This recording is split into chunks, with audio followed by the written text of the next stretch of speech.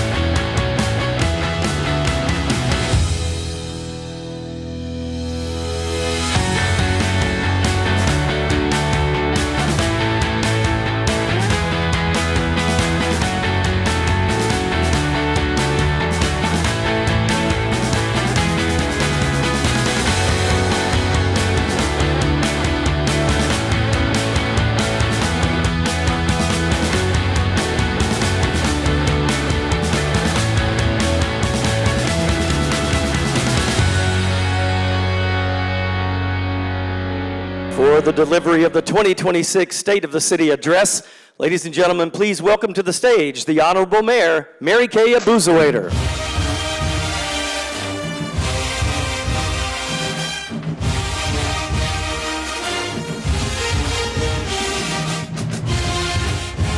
Hello, good afternoon, Greensboro.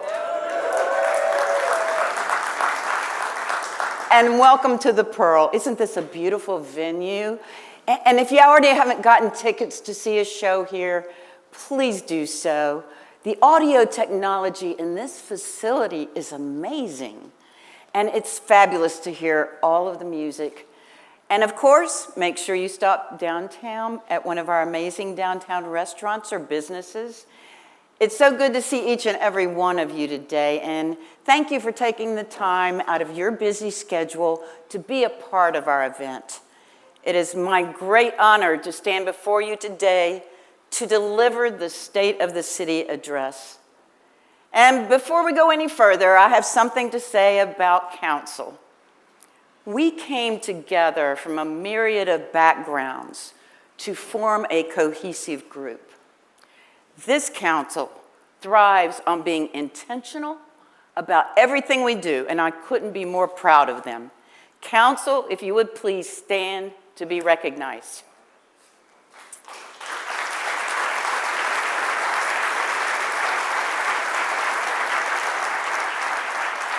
We have Mayor Pro Tem Denise Roth, Councilmember Thurm, Councilmember Hugh Holston, Councilmember Irving Alling, I believe is on his way, Councilmember Crystal Black, Councilmember Crawford, Councilmember April Parker, and Councilmember Adam Marshall. Thank you all so much for being here. And I also want to acknowledge our other elected officials in the room, our Guilford County Commissioners, as well as our state and federal representatives. Thank you for your support. And if you would please stand and be recognized.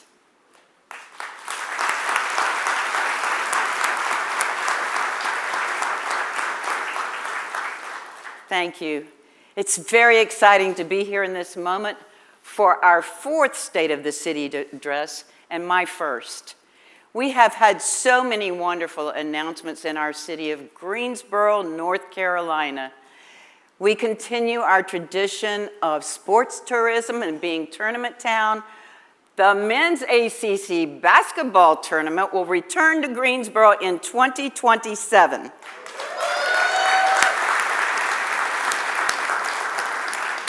In 2025-2026, the Greensboro Gargoyles and the Greensboro Groove kicked off their inaugural season. Big 12 Swimming chose the Greensboro Aquatic Center for their conference championship. And the Norwegian World Cup soccer program have called Greensboro their base camp for this entire month. Winning, winning, winning. Winning remains a Greensboro tradition this year. And you know, to honor that, could Greensboro Swarm President Steve Swatoa join me on stage, please?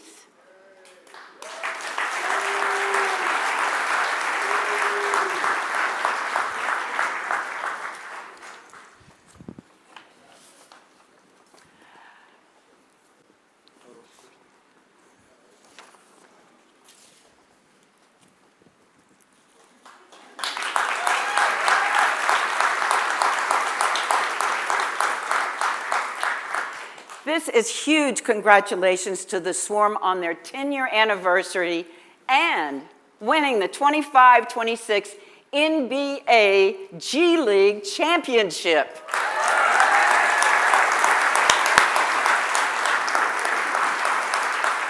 And to honor you and your team, we have a proclamation, and I would like to read most parts of the following proclamation. As you know, proclamations can get pretty long.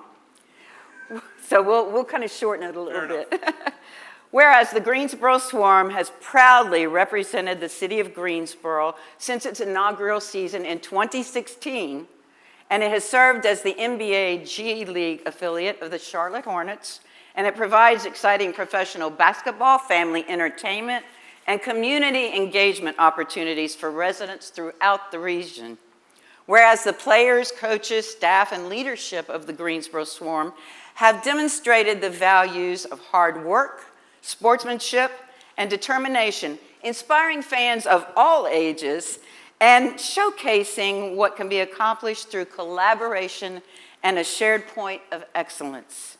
Whereas the Greensboro Swarm's championship season has united fans, energized the community, and created a source of pride for the city of Greensboro as residents celebrate this remarkable achievement and the team's contribution to the growth and vibrancy of our city. Whereas it is fitting that the city of Greensboro recognize and celebrate the Greensboro Swarm, its players, coaches, staff, supporters, and fans for their outstanding accomplishments. Now, therefore, I, Mayor of the City of Greensboro, on behalf of the Greensboro City Council and the citizens of Greensboro, do hereby proclaim June 23rd, 2026 as Greensboro Swarm Day. There you go. And please consider going to the Swarm Championship celebration, which begins right after our State of the City tonight at Max Speed Shop. There you go, Steve. Thank you. Thank you. And now, more wins in Greensboro. The Greensboro Whirlies won another state football championship. That makes 10 and even back-to-back championships. Also, New Garden French School won the NCISAA 1A title in basketball. And for milestones, we can't forget that North Carolina A&T State University, in their most recent academic year, broke their all-time enrollment, surpassing 15,000 students.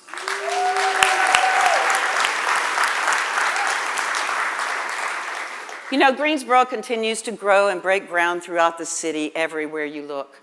Since the last State of the City address, so many, a Legacy Federal Credit Union, Hoffman & Hoffman expanded their operations, and Lumentum, a global leader in cloud and networking applications, selected Greensboro for its new U.S. manufacturing facility.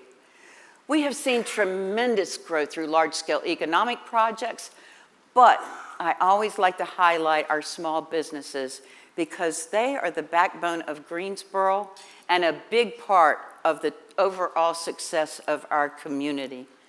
Small businesses, so many have opened recently. Let It Glow, a candle bar, Dear Dads downtown, and so many others that are opening. And we need to embrace them and support them. You know, Greensboro is only as big as its small businesses. So let's not forget that. We have Windsor Chavis Noco Community Complex. It's gone vertical, and we topped off the complex on June 5th.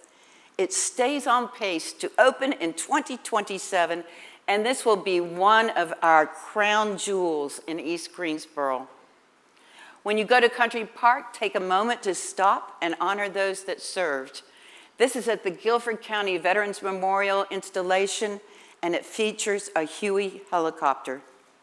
And the Downtown Greenway 25-year vision reached its completion.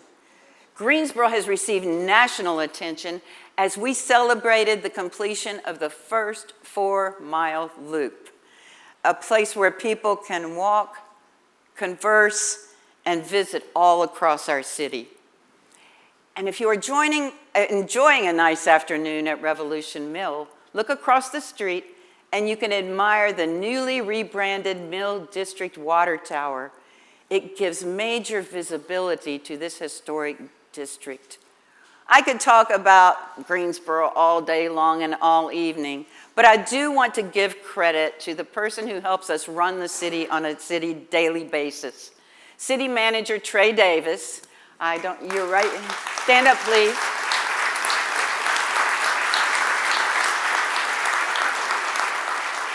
Thank you for your hard work and advocacy for this city. And thank you to your assistant city managers, Larry Davis, Nasha McCrae, Andrea Harrell, and Tiffany Oliva. I want to give them a round of applause. And we also have our city clerk's office here. We could not run this city without them. I want to acknowledge our Madam City Attorney, who is always there for us, and want to thank her for that. You know, whether working with the chamber to bring new jobs to the Triad or hiring a brand new police chief, City Manager Davis and our management team embody true leadership. This is why I'm so excited to discuss Vision 36. It is our city's vision and this new council's strategic framework and growth plan for the next 10 years. This process hasn't been done quickly or been taken lightly. Over several months, we met with community stakeholders, universities, students, community leaders, small businesses, and young professionals. We did this to address a fundamental question. What kind of city do we want to be in 10 years? We know Greensboro has steady growth, billions of dollars in investment flooding in, a generation of companies choosing this region.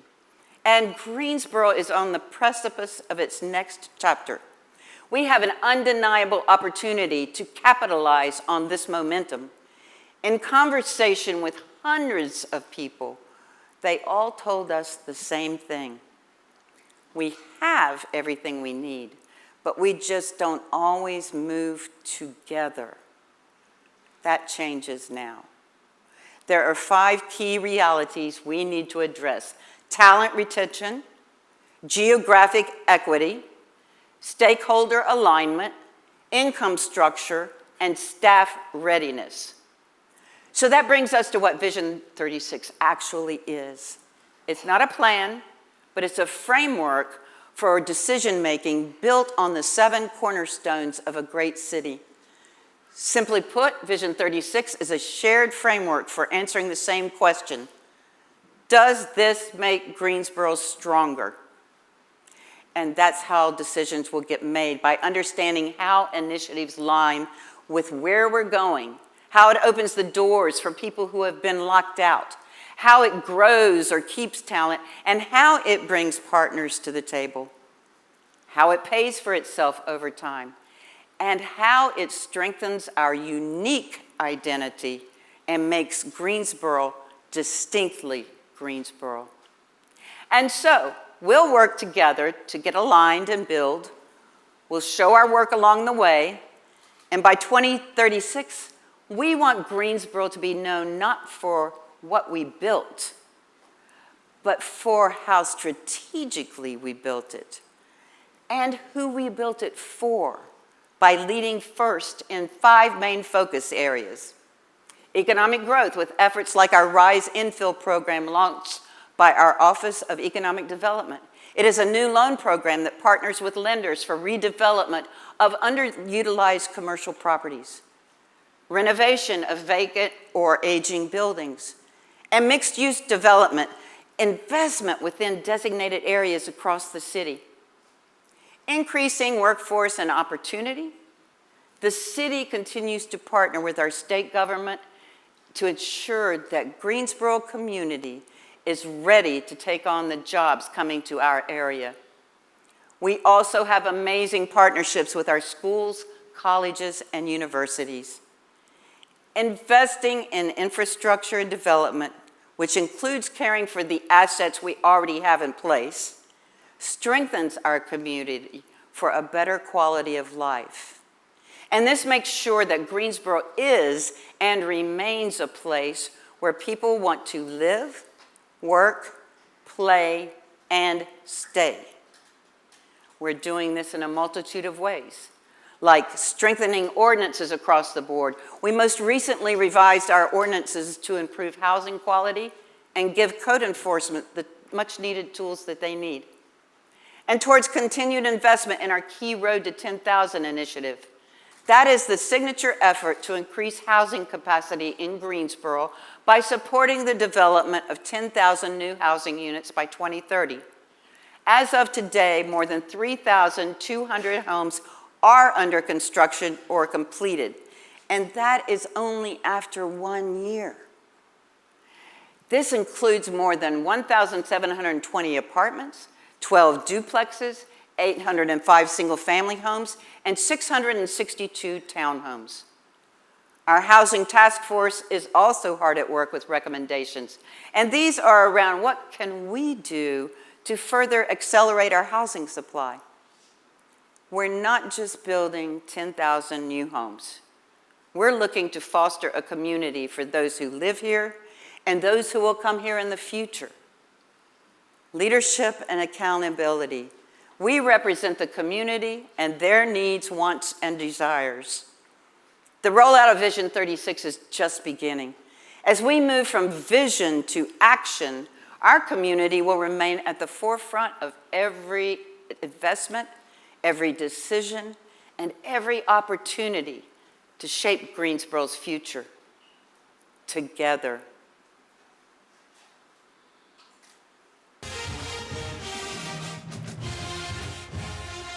Now, I'd like to invite an esteemed panel of education leaders to join me on stage.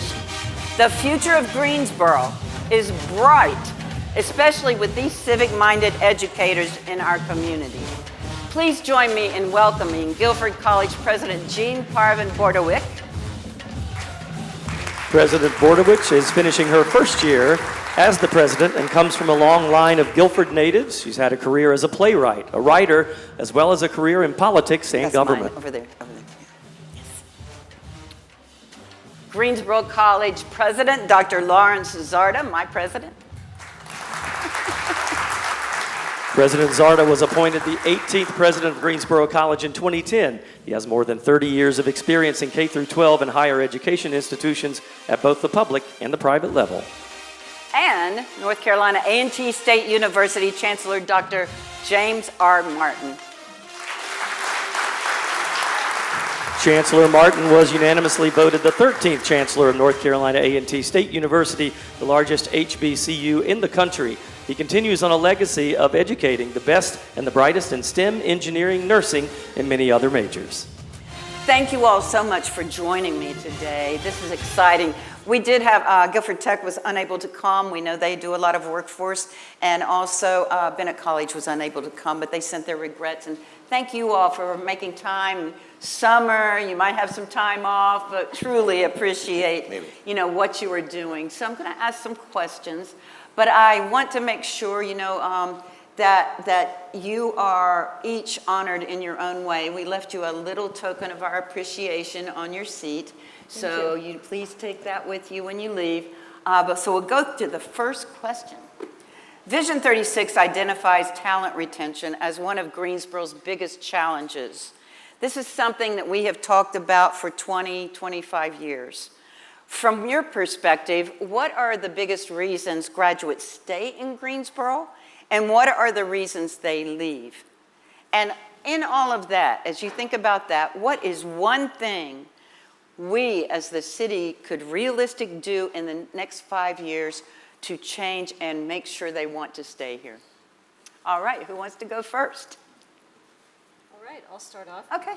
I'm not sure my mic there. Yes, Thank it's you. on. Thank you so Dr. much Porter. for having us, Mayor. I was really inspired by your remarks and by what you're doing with Vision 36. I was reflecting on just like the city with the dynamic future you have and the way you're really, I can't believe the change in Greensboro from when I last lived here until today. It's just a completely different place.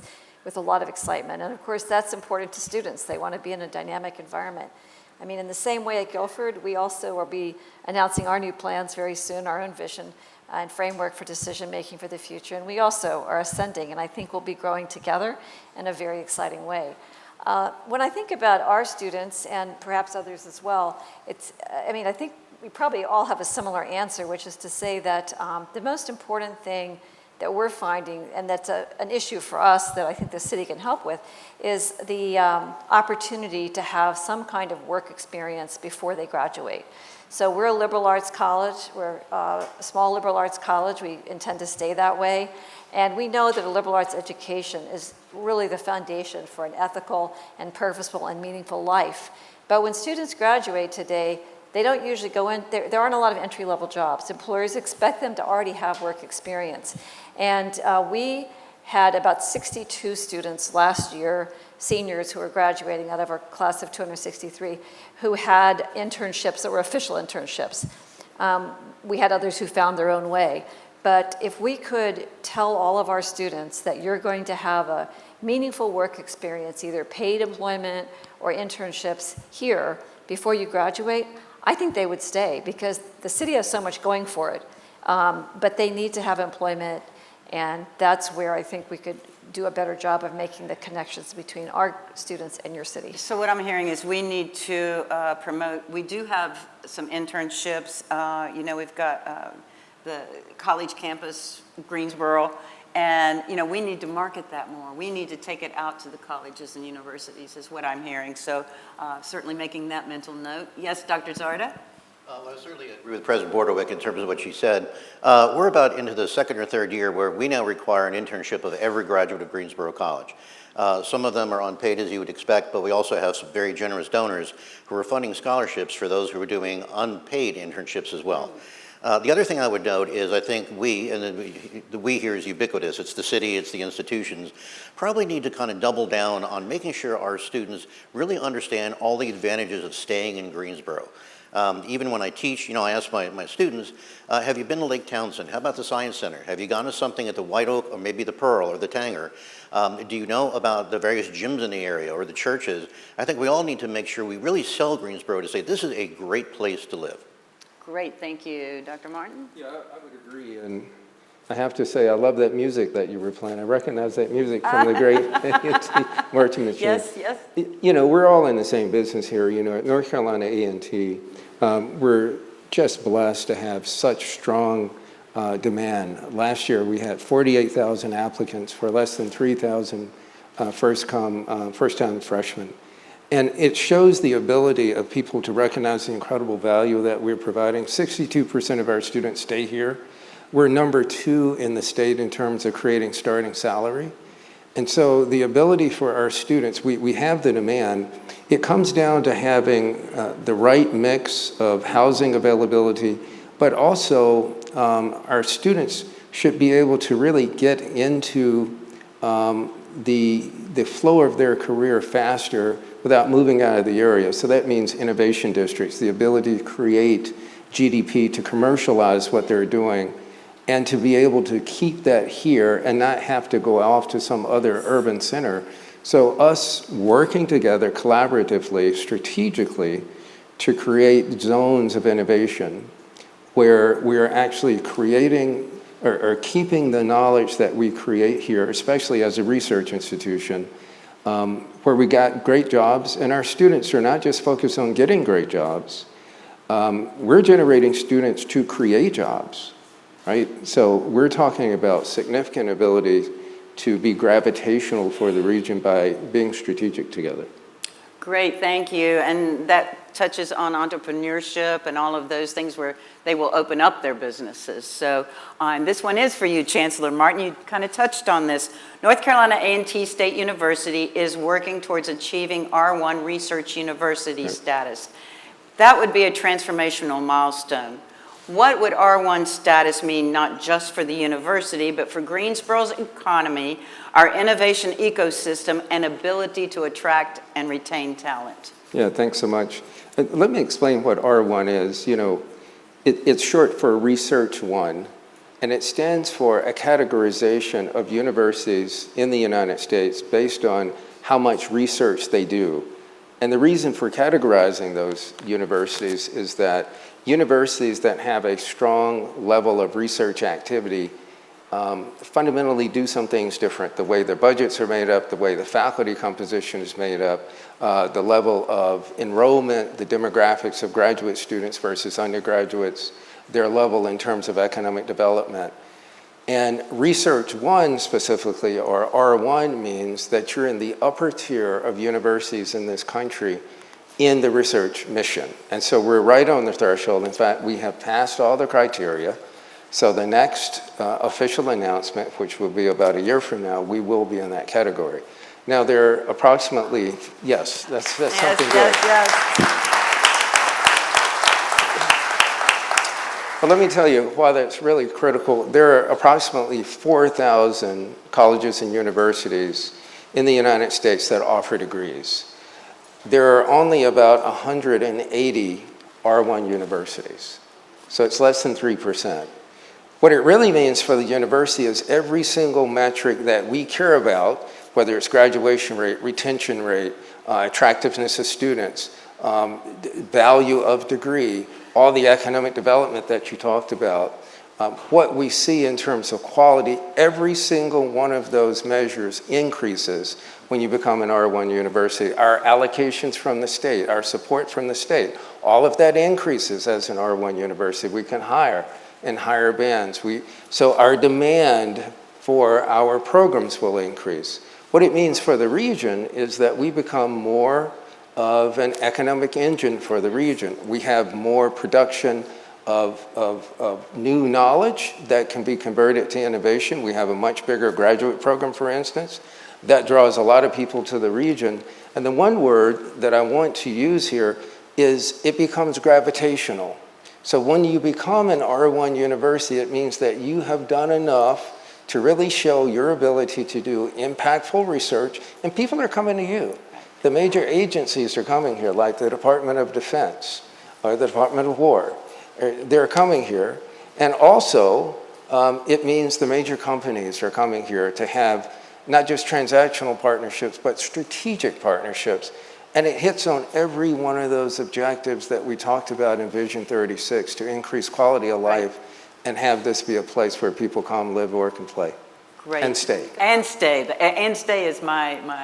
Can I comment on that? Sure, sure. I think it's very exciting, and congratulations. Yes. This is another area, though, where a lot of our students want to go on to graduate school. Yes. And Guilford has a very strong record of that. But having an R1 institution, I think, will again help our students stay in Greensboro because they will have that graduate school pipeline. Absolutely. That's so important to them. I mean, we have 3 master's programs, but it's nothing like what you would be offering. And so I see that as being a multiplier in terms of being a magnet for our students as well. Definitely. They want to Definitely. stay I for think it all graduate works school. together. I think it all works together. And Dr. I would add to what Chancellor said is that I've been here for 16 years, but before being here, I was at a university outside Washington, George Mason University, and I was there when they became a Research 1. It is transformational in a way that you almost can't see coming. All of a sudden at George Mason, we were hiring faculty from Michigan, from Berkeley, from Texas. I mean, it makes a huge difference, and congratulations, you're that Yes, close. congratulations. Thank It's you. the hard work of a lot of people. All right, this one's for you, President Bordewick. Many students come to Guilford College from all over the world. What factors influence whether they stay in Greensboro after graduation, and what partnerships would help increase those retention rates? Right. Some of the reasons I think are pretty common and obvious to all of us. I think that the quality of life, particularly affordability of Greensboro, I hope that as it grows, it doesn't become much more expensive because that's certainly something we find for our students. Obviously the employment opportunities, a sense of community. At Guilford, we focus a lot on having our students really learn how to build community. And that's really important, not only for our life and for our city, but honestly for our democracy. I think the diversity of this community and the welcoming that we give to refugees, which has been a hallmark of Greensboro. We have the Early College Refuge Program at Guilford, which launched this refugee partnership with educational institutions. I think that a political climate that's accepting and welcoming of all kinds of people is very appealing to keep young people here. So there are many advantages in addition to employment that the city has. One particular thing, because we do have students from all over the world, and we actually, one of the exciting things we're doing is we've started the Global Academy. Just this semester we had a pilot program with 12 students, but we are growing rapidly. Our early college part of our school, we have Early College Guilford, which many of you know has been for many years rated the #1 high school in North Carolina. And all the juniors and seniors take their courses with our undergraduates from our professors. So we now have an international residential early college community called the Global Academy. We'll have 50 students in the fall. They're coming primarily from Asia, and they are also extremely talented, extremely bright, 16 to 18-year-olds who will be joining with the ECG community at Guilford. Anyway, but what do our international students need when they graduate? And often they need an unusual kind of work opportunity, which is good for employers and it's good for them, the CPTs and the OPTs, where you don't have, if you hire a graduate or an undergraduate under these programs, there's no visa issue and you don't have to pay. A lot of times when you hire an immigrant, you have a very high bar with visa and payment. So for 1 to 3 years, you can hire them. It gives them an opportunity to build a chance to stay in the United States, but it also gives you a highly qualified foreign student to hire without going through the usual hurdles. So we're finding placing those students in Greensboro has been very difficult because a lot of employers don't understand those programs. So one thing the city and others could do is to help employers understand that these students are valuable, but not the hassle that you think they are. Right, right. I think that we're taking a lot of notes today. So I think that's very helpful for us because we want to know what can we do as a city. Dr. Zarda, your turn. What are the biggest opportunities to create stronger connections between students and employers before graduation? I think we've touched on a little bit of that. And would you like to answer that one? Yeah, I'd probably, if I could, look back a few years. As I was arriving 16 years ago, there was a group that was just formed called Opportunity Greensboro. And it was a coalition of all the local presidents and chancellors, chairman of the school board, the mayor. It was co-chaired by a corporate executive and a former city manager. And in a period of about 10 or 12 years, that group did some remarkable things. Created the STEM early college at North Carolina A&T. Created the Union Square campus downtown at Elm Street and Gate City Boulevard. Created the campus Greensboro Fellows program and more.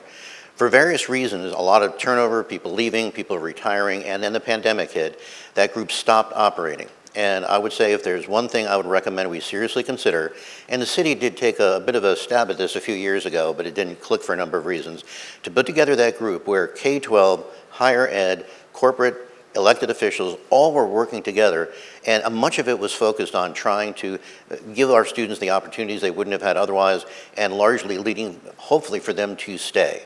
And so, again, if I could make that recommendation, Sure. let's talk and see if there's not a way to get that group operating again. I think it'd be great. I think it'd be great, and I know that staff is taking a lot of notes. So we're good. I love this because we're able to learn. We're able to learn what you see because we can't see everything that you see. Here's a question for all of you. Research consistently shows graduates often stay where they build their professional and personal networks. What can Greensboro do to help students feel connected to the community before they graduate? Who wants to start first? I'll be glad to start. Okay. I think part of that connection starts with the impact that we do. I mean, the brightest people on our campus by far, the most innovative, the most resourceful, the most resilient are our students, right? And these days, especially with tools like artificial intelligence, it's hard to keep up with what they're doing. They're so creative. We want to have an environment where the work they're doing has a direct impact on the region. So we're aligning our research portfolio. We're doing all kinds of impressive research from Alzheimer's to understanding nerve degeneration to understanding new materials that we can use in astronautics and aeronautics and advanced materials for aviation. We've got a new artificial intelligence degree. Lots of work in things like nursing, kinesiology, and business finance, a big ag program. all of that is relevant for our region. If we think about food security, if we think about housing issues, if we think about the need to have better infrastructure, if we think about the need to develop more of an innovation community, if we think about the potential to develop a startup community in this region, we've got 67,000 college students right here in Greensboro. And innovation districts, new startups always need talent. It's hard for them to have talent. Our students need experience. They need great things on their resume. They need to have the ability to understand entrepreneurial opportunities. I see all of these as impactful areas, the work they're doing to see that create a difference in their community, and also to be able to participate in the prosperity pathway right now, in startups, in communities. We can supply the labor for these startup communities. That's awesome. That's awesome. Thank you so much, Dr. Zarda. Well, I think also we need to make sure that all of our students and all of our institutions, and again, depending on how you want to count, there are 67,000 students that are truly welcome into all of our different organizations, whether it be public or private or churches or whatever the case might be, to give them those opportunities very early to really get involved. All of us have programs for first-year students, first-year seminars of various sorts, getting them used to college. A few years ago, I taught one where the theme of the group I had was getting to know the city of Greensboro. And they had to go take a photo of themselves in front of the Magnolia House or in front of elsewhere or whatever the case might be. And I think that even though we are a college town, it's just that we are 7 institutions, not one. We're not Ann Arbor with Michigan. We have these very diverse, and that's a great strength of Greensboro, I think. I really do believe that's true. But we need to make sure that all of us are clear that we are a college town and our students are welcome and they are a critically important part of our economy. And I think that's very, very important because, we see all of the college students and then, then they leave and we don't see them. Sometimes we don't see them in the summer and we could even use them then. I mean, we try to, absolutely. And Dr. Bordeaux? Sure, just a couple of additional thoughts. One is that we are a little bit on the outskirts. We're on the fast developing western side of town. We are preserving probably the most important woods out there, so people will be able to live in a nice... Woods. Yeah, Guilford Woods with the partnership with the Piedmont Land Conservancy. So as that residential and commercial area grows, at least you'll have an oasis of 140 acres.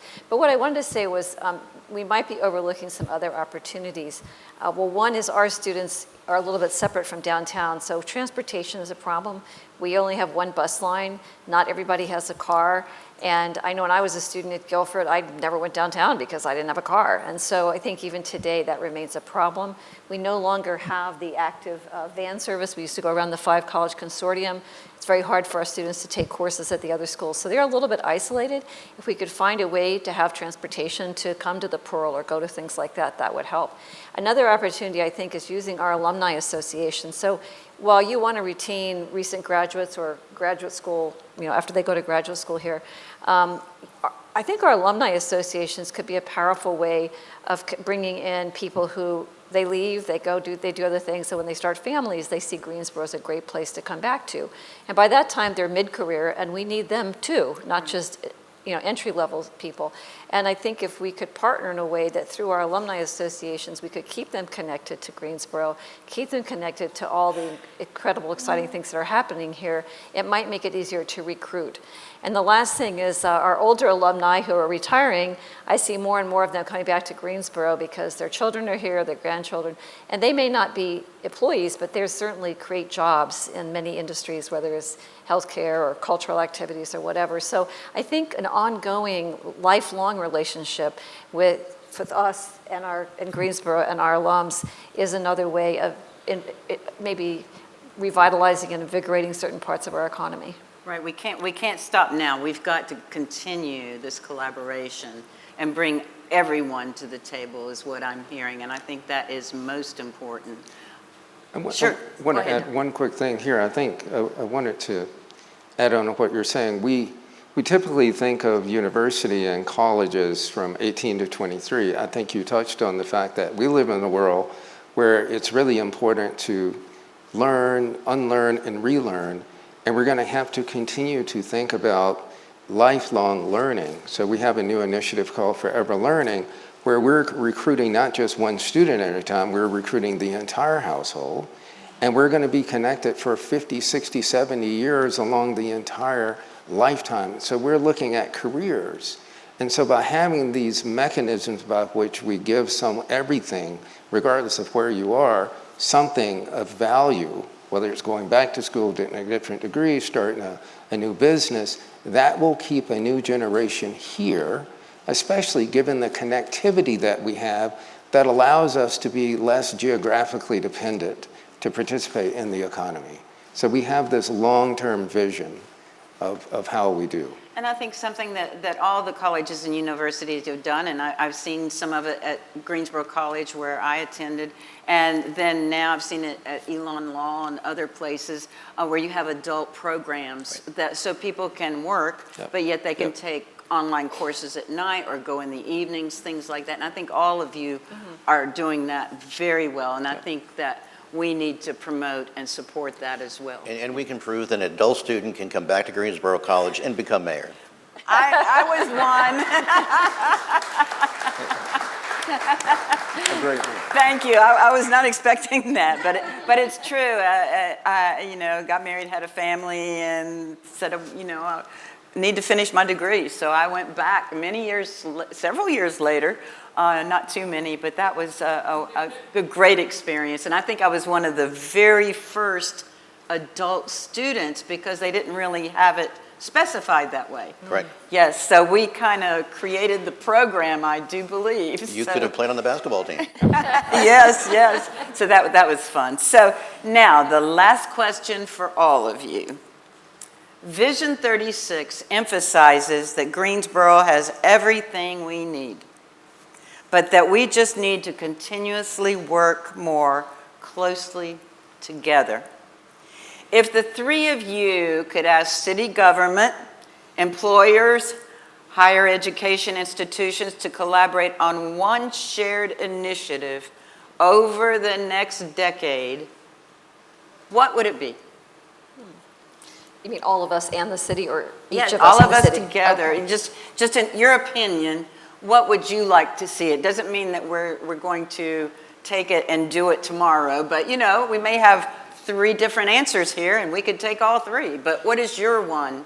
Yeah, I would start by saying first, when you say we have everything we need, I think there's some real truth to that. And we have different places in the city, where we may be. Greensboro College has invested very heavily in the Greenway. I mean, the first leg and the last leg were all donated by Greensboro College.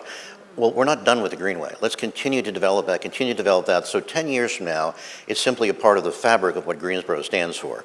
And then the other thing I've already said is let's try to work together to bring back what was Opportunity Greensboro. Maybe it needs a new name, because we've accomplished some really substantial things with that group. Super, so that would be yours. Yes, Dr. Bordewick or Chancellor Martin? I think simply develop the capacity to do really big strategic things. And what I'm saying is really transformational things, the infrastructure, the understanding how to do the real deep feasibility studies, the strategic alignment, like the conversations that we're having, understanding the funding mechanisms and models that we can bring to bear. Public-private partnership has to be a part of it. But those things that really bring us all together, that helps the region become gravitational, that really sets us on the map. And a lot of that is, again, infrastructure investment. I'll give you one example of that. But before I say that, I think parts of that means some of the new partners that we do have to attract here that's not here, like the Department of Defense. That is strategic for North Carolina. So if I have one partner that I would like to see more of in the state of North Carolina and Greensboro, it's the Department of Defense, given that we're one of the top states for defense, but yet if you look at our overall R&D spend, we're not even in the top 30. And so that needs to be a bigger part of our economy, and locally here, that brings in a lot of things. But I think otherwise, if we look at big projects like the Pyrle down in Charlotte, North Carolina, the big public-private partnership that we had there, maybe a smaller version of that, but the ability to really create these transformational projects and not just talk about them, but be able to leverage the support we need, the lobbying that we need, the incredible resource and synergy and strategy that we need to march to where 1 + 1 is much greater than 2 for the region. Sure. Dr. Bordewick? Sure, thank you. These are all really important ideas, and I feel like there is a lot of emphasis and success in attracting the kinds of business and educational anchors that we need. I think one thing the city could also really think about is how to make more visible to a larger world. Like, I know the visitors and convention bureaus working on this. The assets here, I think there's not much awareness of Greensboro, and I've lived in a lot of other places. So kind of like we talked about at Guilford a little bit, hiding your light under a bushel, maybe making it more visible. But I think also that people come as visitors as well as residents, and I think for that, things that we have that maybe could be much more featured are, as I sort of referred to before, a culture, a community that's really grounded in the moral foundations that created this city. The early Quakers, if I may say that, and also the Jewish community, the history of philanthropy, the history of social justice, the history of the Underground Railroad, which partly came through our campus, and the struggles for freedom, racial, interracial, interfaith, other kinds of freedom, the welcoming of refugees. So I think this is the kind of a community. People don't just come for jobs. You get a job, you live in some apartment somewhere. They come for a life that's fulfilling and enriching with other people, with community. I think cultural life is important, and people have different kinds of cultural lives. We could celebrate all of them. So I feel like both for visitors, we could do more to highlight some of our truly inspirational history, as well as the tragic parts of it. And also we could celebrate more with the arts, but we could also make it really clear that we welcome everyone and everyone belongs here, and we celebrate and support that. And I do want to, yes.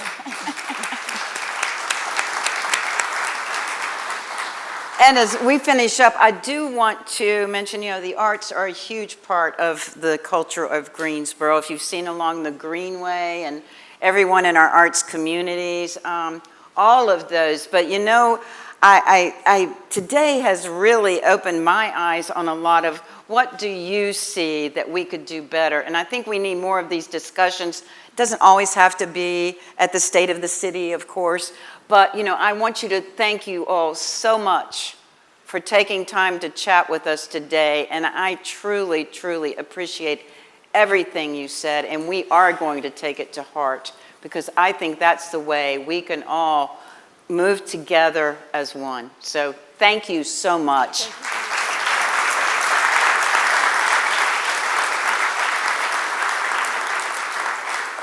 This concludes our State of the City for this year. And don't forget the Swarm Championship celebration that begins at 6 p.m. tonight at Mac's Speed Shop. We hope you'll join us there. And thanks to all of you for spending your evening with us.